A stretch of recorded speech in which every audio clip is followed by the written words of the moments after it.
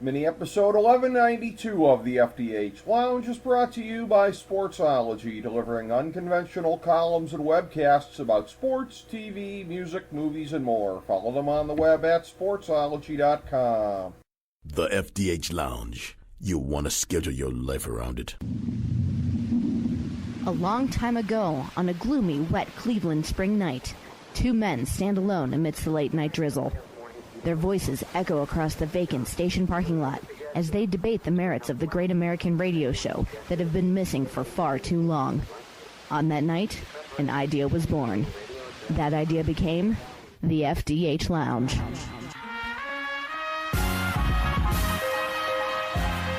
Welcome to the FDH Lounge. Hello, everyone. Welcome to FDH Lounge mini episode 1192. This is FDH Managing Partner Rick Morris here. And we are breaking down the MLB scandal that has consumed the baseball world. It started with the Astros. It is mushrooming out, of course, to the Boston Red Sox, the New York Mets. And I have a couple of excellent folks here to talk about this today. Start with a gentleman who has been a sterling guest on our show a couple of times previously. And this is a gentleman who has been doing broadcasting for a very, very long time, as well as podcasting, I understand, before that was even actually a thing. Podcasting today with a couple of great shows, Sports with Friends and Hall of Justice. A gentleman who has had affiliations, and I believe ongoing, with iHeartMedia, NBC Sports Radio, Westwood One, Entercom. I speak, of course, of Seth Everett. Seth, it's a pleasure to have you back on. Thank you so much for making time for us today. Thank you very much for having me. I appreciate it, man.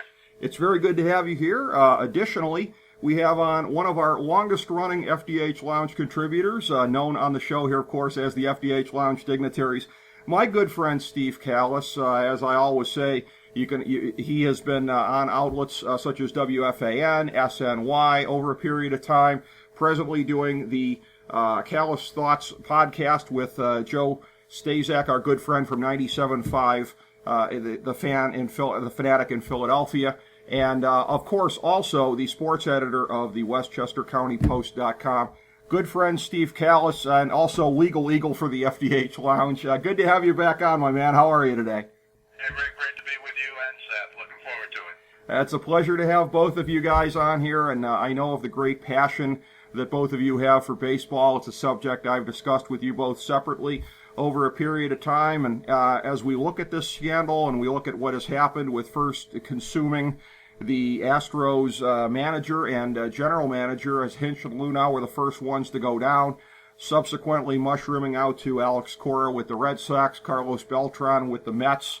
I was ragging on a friend of mine who's a Mets fan, and I said, hey, what was your favorite memory of Carlos Beltran as New York Mets manager?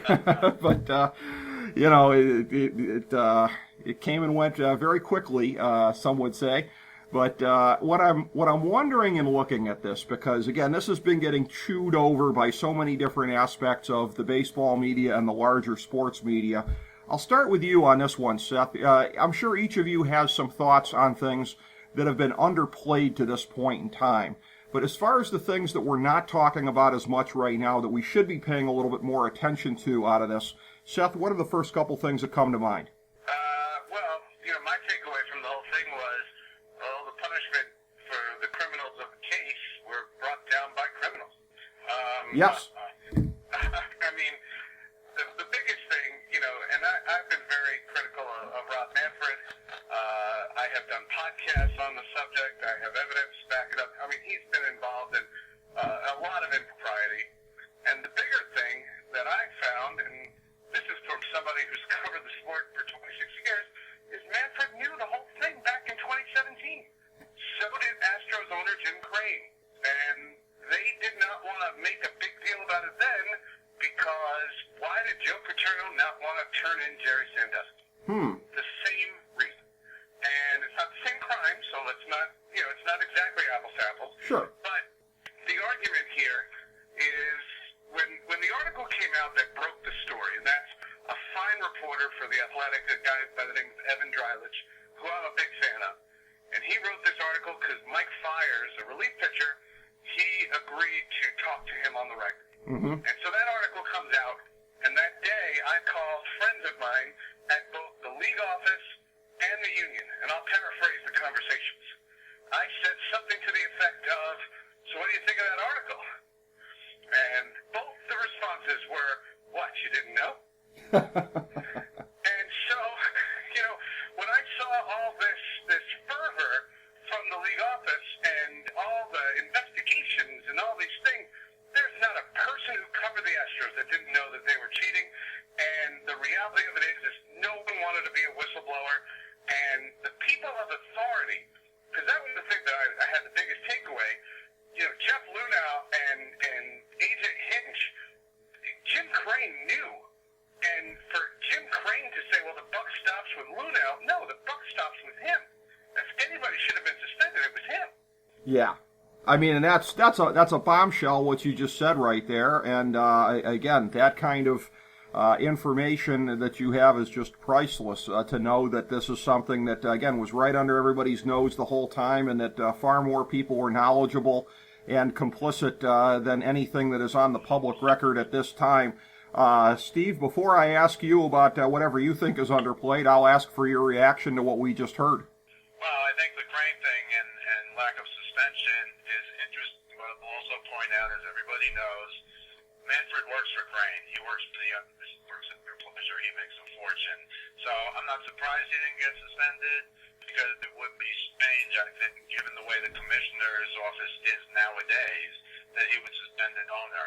The other thing I'll say, in terms of player punishment, which Seth just talked about at length, criminals and criminals, he's right. To me, though, they let the kingpins, the real criminals, the guys who really did the cheating, off the hook. It's like backwards. Usually they're trying the drug runners to give you the drug local distributor to get the kingpin of the drugs. But these guys, especially Carlos Beltran, who was the only player named in the report, Carlos Beltran supposedly was telling them how to cheat in a better way with the monitors and the technology. So that's laugh out loud funny. And the other one, Steve, but you know as well as anybody, the fact is that if he names a player, if they go there, they are tied up in legal wrangling because the union never relent. Well, and to get immunity, so he got all the facts in public forum to grant the players immunity, the only strategy he could do. So, I had this dream, and I've said this on the air before, I've had this dream that every member of the 2017 Astros should be suspended for 30 games. Let's just say that, right? And that Willie Mays Hayes and Rick Vaughn and Roger Dorn and all the guys from Major League had to play because they ran out of players. And this argument that, Altuve or Bregman or Springer or all those guys, and what they're involved was, the fact was that if you wanted to get anything done swiftly and not have this drag on, you couldn't suspend a player. So even though I'll criticize Manfred because he knew he had his hands tied, there was only one move he could make. Well, it's always because there's no subpoena power for MLB, just as there's no subpoena power for any private entity, no matter how strong. So yeah, I understand the immunity thing makes a lot of sense, but you've essentially, in my view, given all of the criminals immunity to guess who, and your answer is going to be to bring this to a swift conclusion, which is what baseball wants more than anything. But in terms of dealing with the layers of criminality, whether it's in a criminal case or something like this to me has been stood on its head. You can say correctly, if they didn't stand it on its head, we'd be talking about this 3 years from Tuesday, and that's the last thing baseball wants, and you're 100% correct. But don't please lose sight of the fact that the guys who were doing the cheating were virtually, according to the report, all the players on the Astros. So I'm not saying what they did was wrong. You're right. To come to a swift conclusion, you can kick the guys you can kick, which is always management. It's always the managers or the owners or the GM or the minor leaguers. It's never the major league players. Why? Because the baseball union, among other things, is the strongest, greatest union in the history of unions. The only other thing I want to say about underplaying, so I'm sure you guys know all about the Los Angeles Council and let's make the Dodgers the champions, blah, blah, blah. But being a New York guy, I would point out that in 2017, the Astros beat the Yankees in 7, and the 4 games they won were all at home.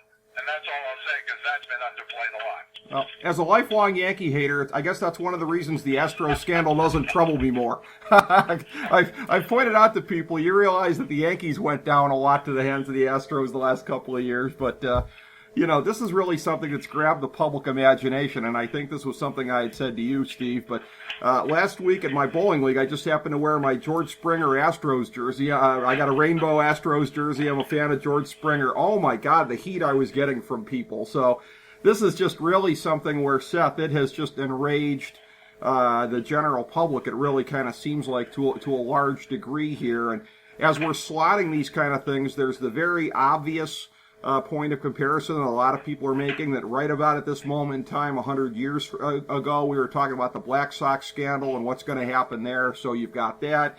You've got steroids at the turn of the century and beyond that tainted the game there. I mean, as you're setting up your sort of pecking order for things that have really threatened the competitive integrity of baseball, how do you kind of slot it out? Well, I think in order for this to no longer be an isolated incident, someone else has to come forward. The Astros weren't the only team that we had heard about. Right. And I don't think it would be responsible to say the teams that I heard.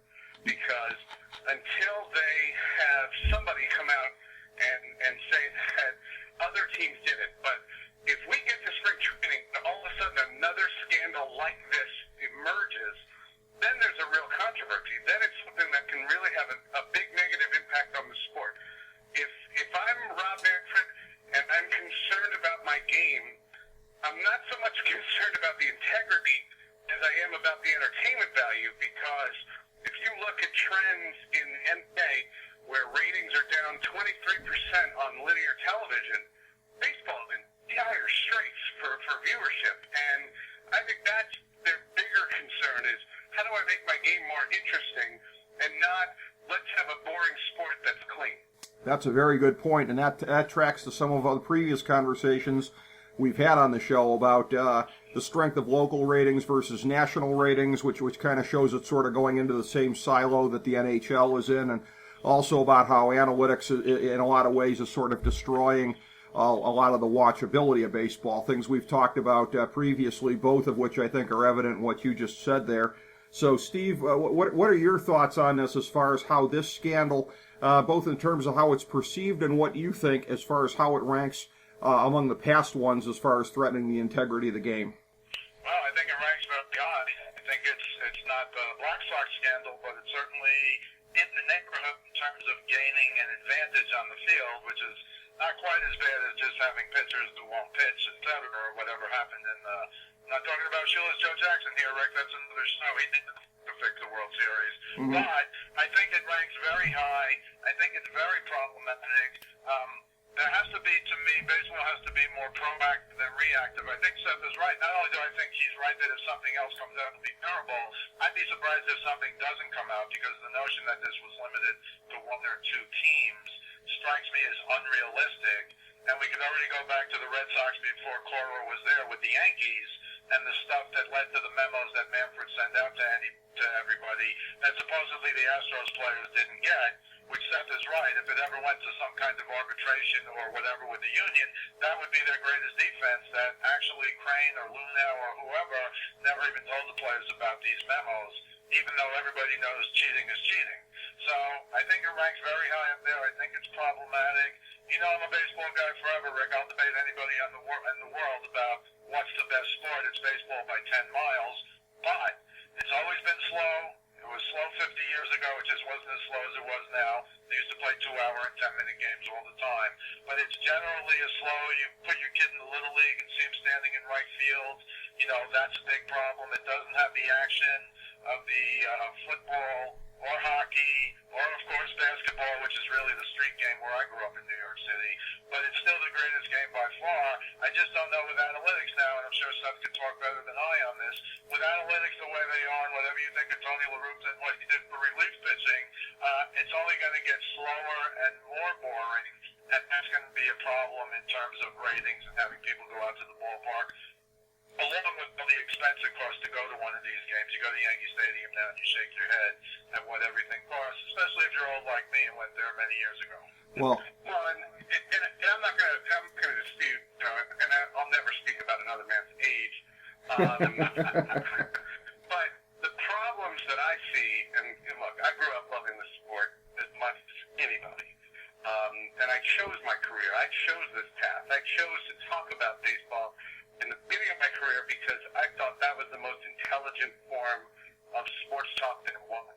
I didn't buy the NFL pregame shows. I could never get into them. I always thought baseball analysis was the best form. The statistics don't lie, though. I'll use 2018 numbers just recently because it was discussed on my podcast. And that is, in 2018, baseball had 11,000, not 1,100, 11,000 less balls hit in play than 2008. So that's not baseball's better in the 50s, baseball's better in the 70s. It's not baseball's better in the 90s. It's not that. It's baseball in the last 10 years has taken a slow start and turned it into molasses. Mm-hmm. And that's the problem.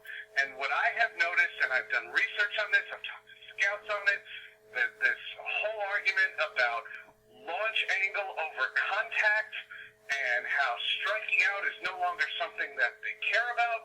And what it is turned into is scouts are only signing players that throw hard. There's no pitchers anymore, and the game has lost its art. And I don't condemn anybody who has loyalty to the game, but I have said, and I just had Pudge Rodriguez on the podcast this week, and I said to him the same thing I'll say to you. It is not the same game.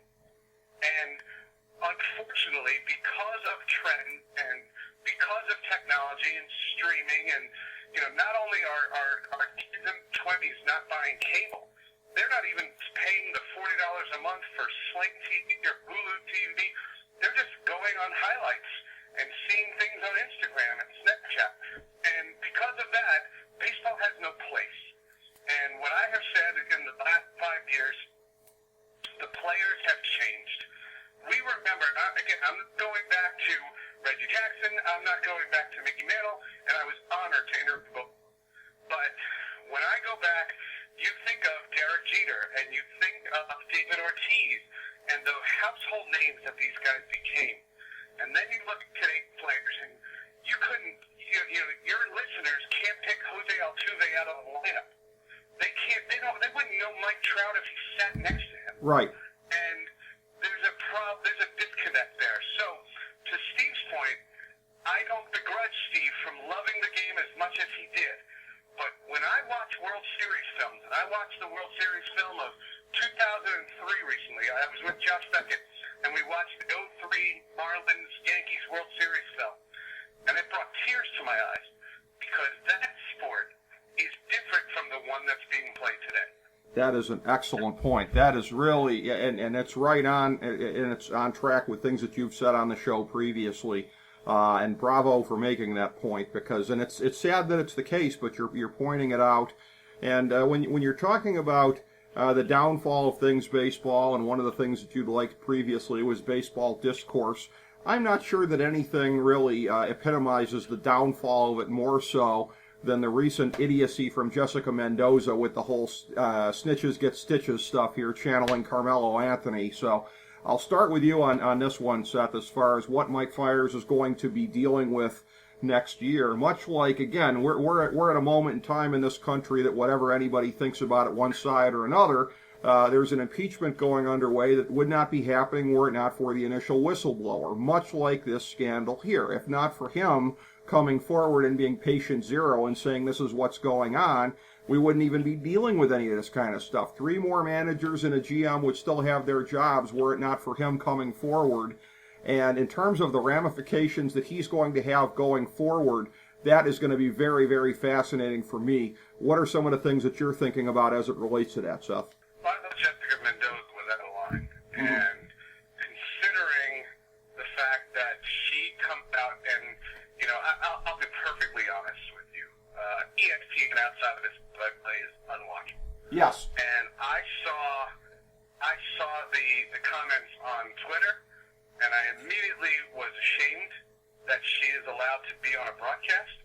And I thought that considering the fact that there is so much domestic violence going on in that sport, and as a woman, the fact that she would not want people to talk about criminal things that are happening and in inequities that are happening and would come out so adamantly against the whistleblower and basically preaching boys will be boys, she should be ashamed of herself. And I thought it was very disappointing to hear. I understand that she's an employee, like a consultant for the Mets, which is so stupid of that ownership group to allow her to be on that national platform.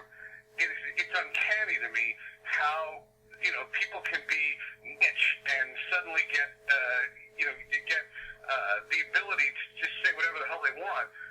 She's unwatchable, and she does a Sunday Night Baseball broadcast with an absolute fraud and a liar.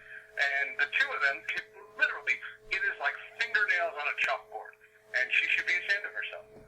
There's very little to anything that I would disagree with there. And great point, drawing a straight line between what she said in a sport that employs the likes of Aroldis Chapman and some of these other guys. Yeah, you would think as a woman she'd be a little bit more attuned to the notion of discouraging people from speaking up about things going wrong. Steve, again, I want to ask you about that. And these are things that, again, from your perspective, and we don't touch on it much on this show, but from your legal perspective as well, these have got to be things that you're thinking about here as you look at this in terms of the ramifications of urging basically a culture of cover-up. Well, it's a total conflict, of course, and why it hasn't been dealt with by the Mets or with Major League Baseball with ESPN is beyond me. She's almost speaking out of both sides of her mouth. In terms of the whole mob thing, if you will, having grown up in the neighborhood next to where a Bronx Tale was actually discussed at the time, a Bronx Tale, I assume you guys have seen a Bronx Tale. It's a powerful thing within the world if you're living in that world. It's absurd to hear Carmelo Anthony or Jessica Mendoza. Without whistleblowers, I can't even begin to give you the list of what you wouldn't know about. Going back to, frankly, cigarettes causing cancer and automobiles are dangerous if you want to take a big picture look at the whole thing. But yeah, I agree with Seth.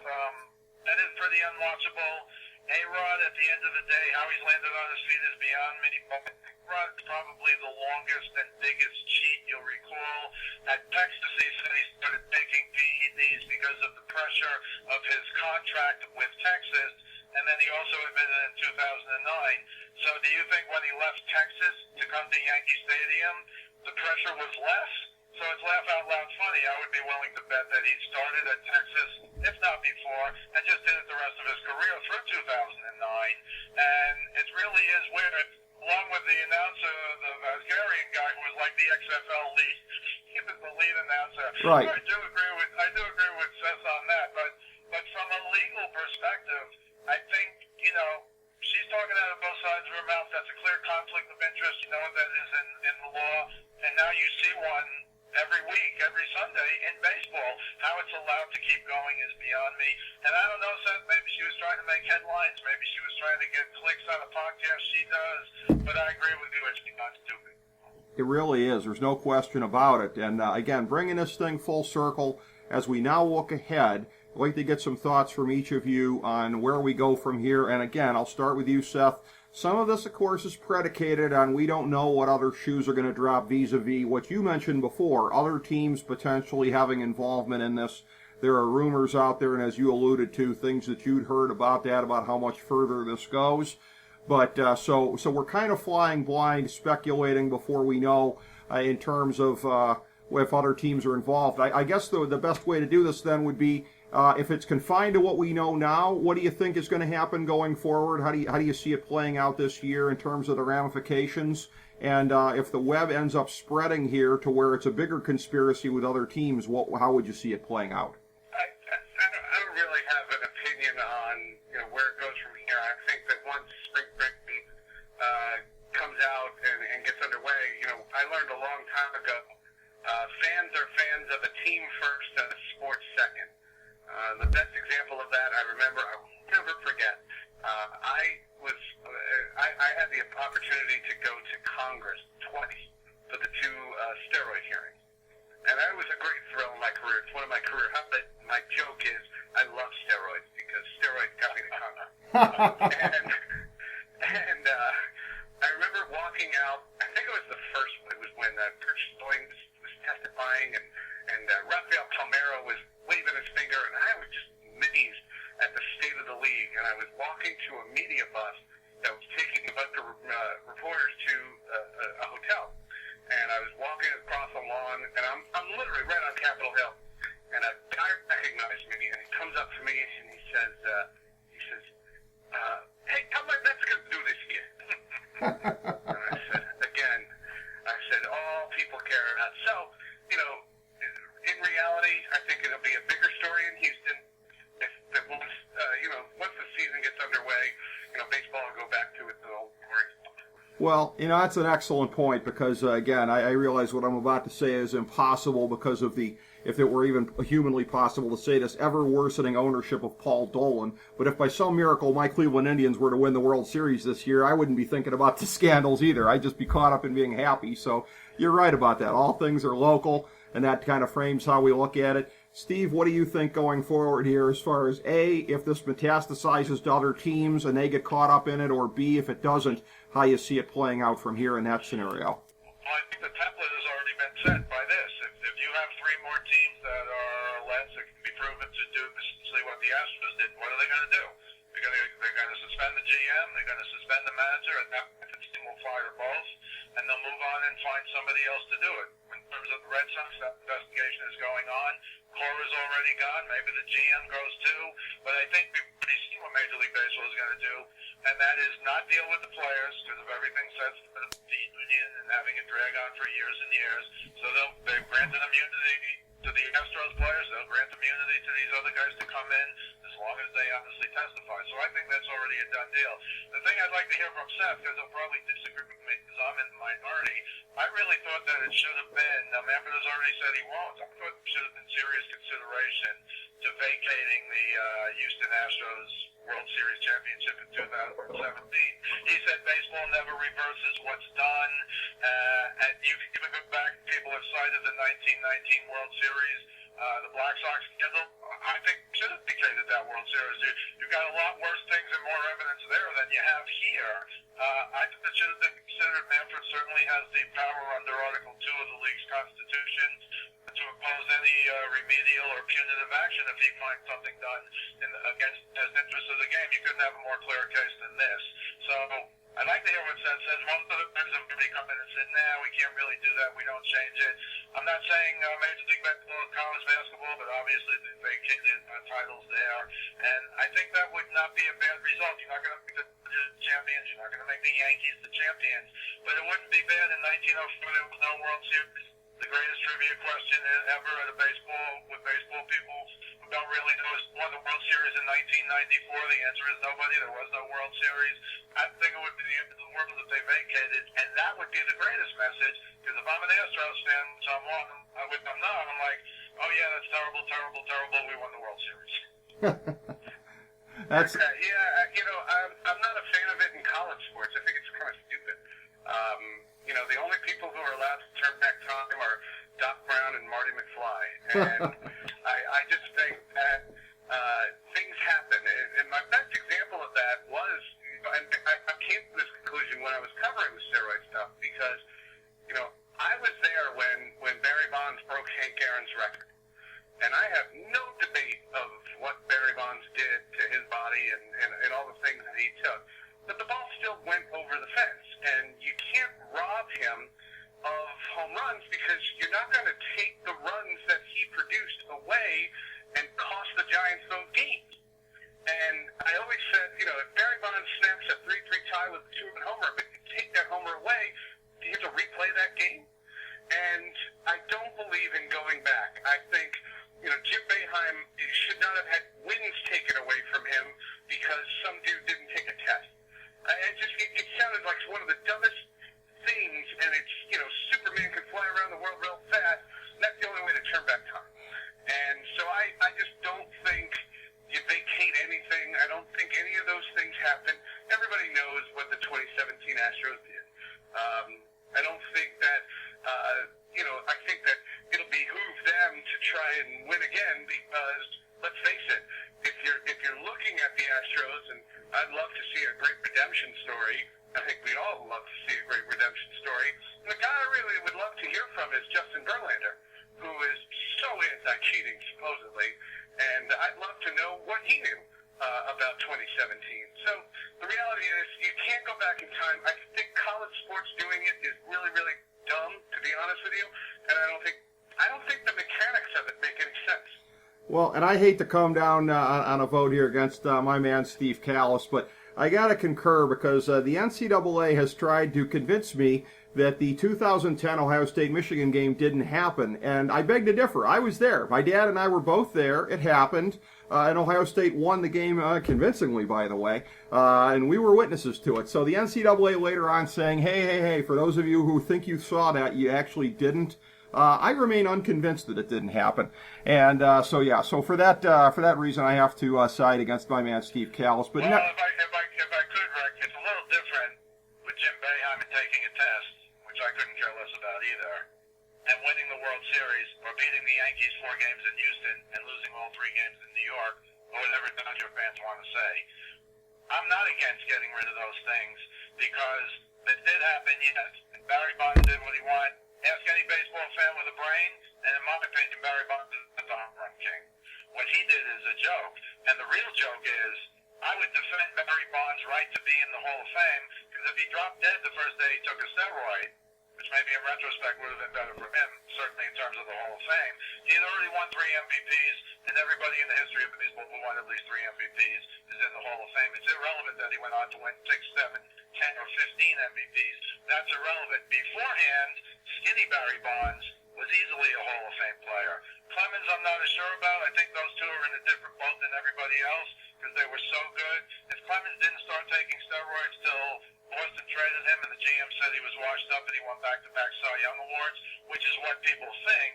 If you read Game of Shadows, the paperback edition, the best researched sports book I've ever read, if you consider it a sports book, I do. Mm-hmm. It's clear when Bonds started. He was jealous of 1998. He was jealous of Sosa and McGuire, and he said, I'm much better than these guys, and he took steroids, and although Seth is right, the ball did go over the fence, it might have gone at the warning track the year before he first took a steroid. So yes, his head got big, yes, he bulked up like the Hulk, yes, he's the most obvious example of all this, but never forget what a great ball player he was before he ever took a steroid. Exactly. Yeah, but I don't look at it like that. I look at it as, there were pitchers that were doing steroids too.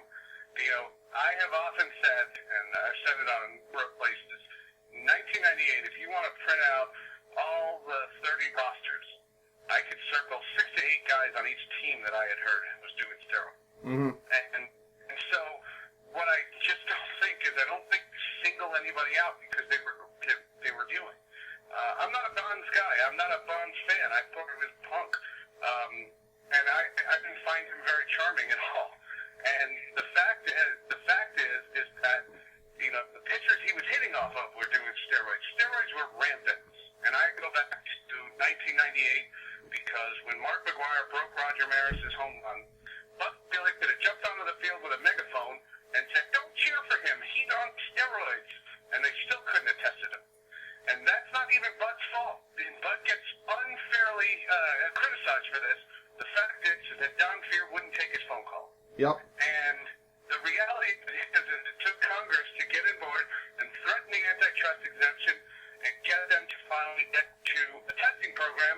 And talking with people at the Olympic Committee, the baseball testing program is actually one of the best things they have going for them. And as somebody who had said, Rob has done a lot of impropriety, the fact is the drug testing program is fantastic. And the reality of it is that I was told, and I covered the Mariners in the late 90s, and I was told by pitchers, they said, do you know how many pitchers they knew were doing it? It was uncanny. I remember a guy got sent to the minors, and I sat with him for a good half an hour. He was waiting for a bus. And we were talking, and he said, I won't do steroids. I hate that I'm being beat out by guys who do. So steroids was so prevalent in pitching, and I think it's the great story of that era that doesn't get told. So yes, you can say the whole era is cheapened because guys are cheating.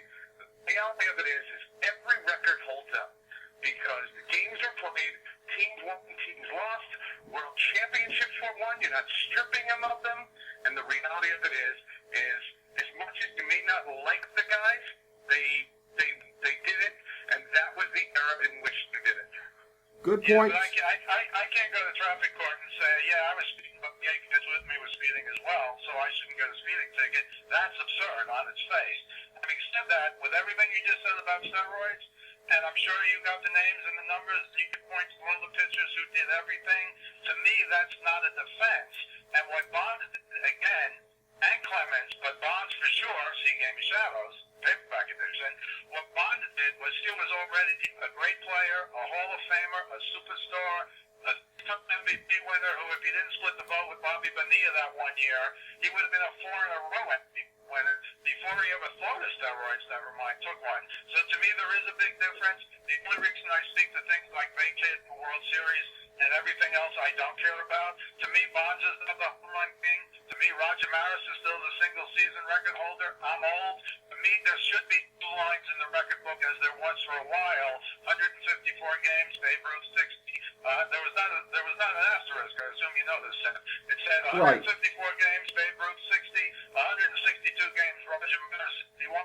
That's not an asterisk. They should have done it just like in the NFL. They should have 12-game records, 14-game records, and 16-game records, because now all the rushers rush for more than anybody else, and all the passers pass for more than anybody else.